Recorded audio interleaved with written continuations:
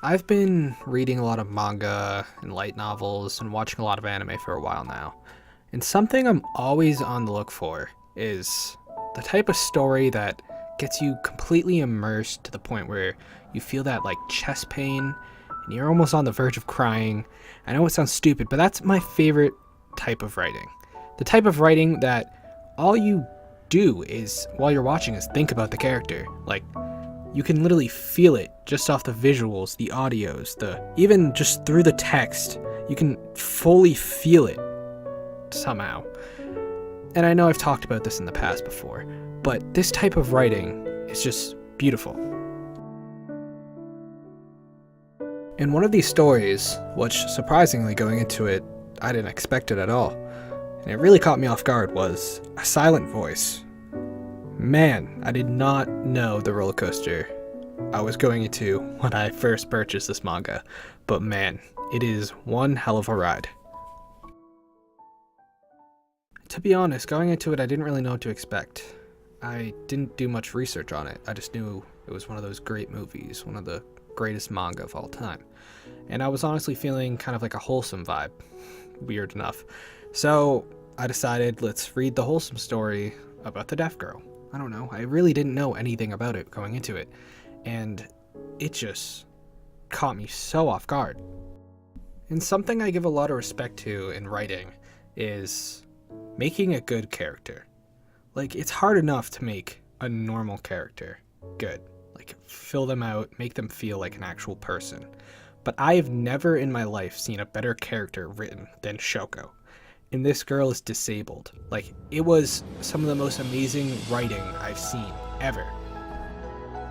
And I know a lot of people will argue saying, come on Kyle, they bullied a deaf girl. Obviously you're gonna feel bad. But that wasn't just it. Like, there's something about Shoko in the writing that just made her, like, feel like an actual person. Like, her body language, her emotions, her facial expressions. There's just something in the writing that made her feel so real. And that's rare in anime. There's a lot of characters that don't really matter, but she was really well written.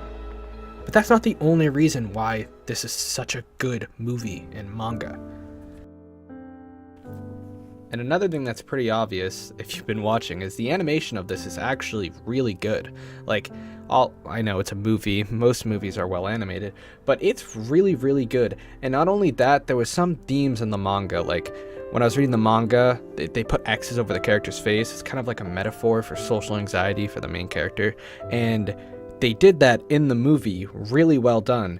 And it was just like a cool thing to see them like be animated and like fall off people's faces. Like, I don't know, they did it really well, which I'm happy about, because when I read the manga, which I read first, I was scared that I was going to watch the movie and it was going to ruin it for me, but it really didn't. It actually was, I'm not going to say it was better than the manga, but it was definitely worth watching if you've read the manga 100%. And constantly while I'm reading or watching something, I'm constantly looking for, I don't know how to explain it, the text between the lines, if you know what I mean. You probably heard it a lot in English class, but this writer did a lot of work to show these dark topics, these things that usually aren't openly talked about, these anxieties, this depression, suicide.